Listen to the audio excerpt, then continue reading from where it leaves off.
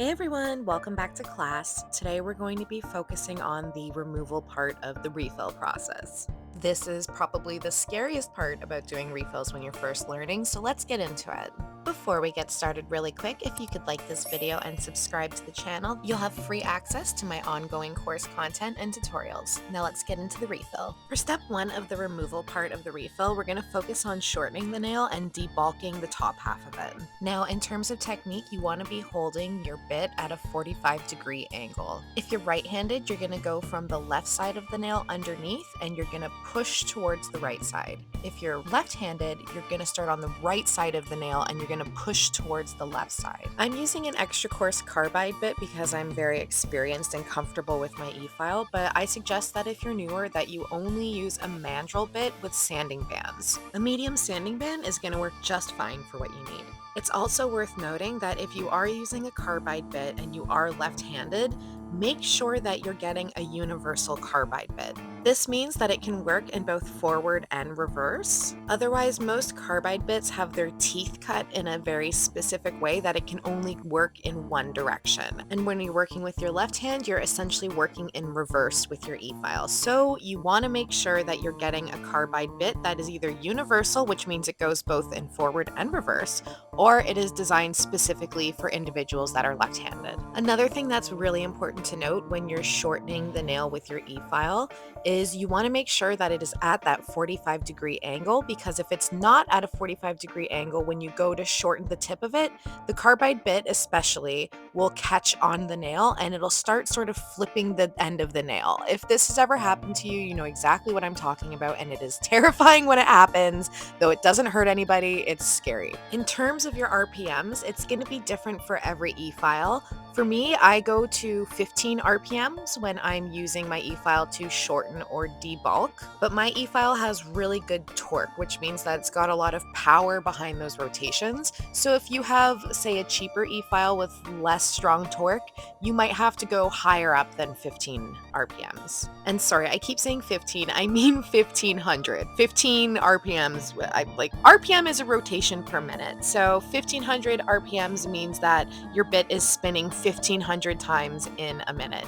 So if your bit is only spinning 15 times in a minute, you're going to be sitting at that desk for a very long time. When it comes to figuring out how many RPMs you should be doing for each part of your service, really it's going to sort of take some playing with your e-file to see how strong it is. I'm going to do a whole video about e-files, so comment below if you want to know anything about e-files. Please give me your questions. Okay, so back on track to step one. Once you have shortened the nail, you're going to start from roughly the middle of the nail, and in one direction you're going to pull down towards the free edge, and you're going to take down the buildup of product that's on the top half of the nail.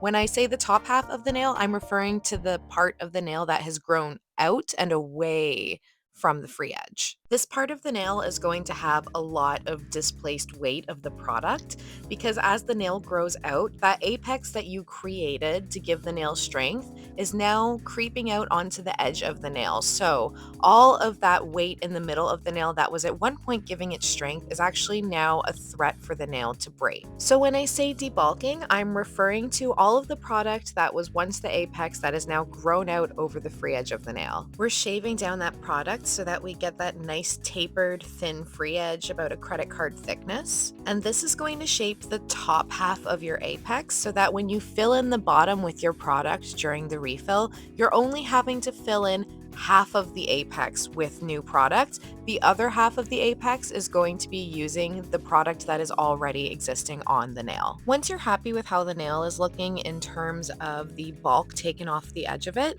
that's when I go in with my bit sideways and I very gently and carefully will remove any of the color that's remaining on the back half of the nail enhancement. You want to be really careful not to touch the nail plate. In fact, you can't see it here because there was a sheer nude shade on the nail, but I leave a really fine perimeter of the color just on the outer edge of the enhancement. Then you'll see in step two, I go in with a much more gentle bit and I use that to remove any color that is close to the natural nail plate. You'll also notice that when I'm working, you'll often see my pinky is anchored down and sort of pushing back the skin on one side of the finger, and then my thumb will be anchored down on the other side of the finger. I do this for multiple reasons. One is to pull back the skin away from the nail so that you can have better access to the product on it that you're working with. The other, and arguably more importantly, is to protect my client from the bit. I use my fingers to protect the skin around the nail that I'm working on. That way, it's like an extra precaution if anything were to happen and my bit were to get close to the skin. Instead of touching the client, it's going to touch my glove. Okay, now that we have shortened and debulked all of our nails, we're going to go in with a sanding band, and we're going to use that sanding band to get all of the color that's left on the perimeter of the enhancement, as well as shaving down the actual shape of the enhancement. This makes it a lot faster when I go in with my hand file to do the finish filing. Here I'm using a 150 grit sanding band, which is very similar to a medium sanding band, and I'm using my e-file on 10,000 RPMs. If you were using a sanding band instead of a carbide bit to do step one, then at this point you wouldn't need to switch your bits out. You would just need to adjust the speed of your e-file. Now, even though this bit is a lot more gentle than the carbide bit and it is at a lower speed, you still want to be very careful not to touch the natural nail with this bit. The only e-file bits that I will use on a natural nail plate are diamond cuticle bits. With proper technique and the appropriate speed, diamond cuticle bits will not damage the natural nail. They are designed to only exfoliate non-living tissue off of the natural nail. We'll dive into the nitty-gritty of that when we get into our nail prep video. Once you are happy with the refinement of the nail shape and there's no color left stuck to the enhancement, we're going to move on to step 3. What I'm doing here is using a disinfected cuticle pusher, and I'm using the rough edge of the handle to season the edges of the nail file.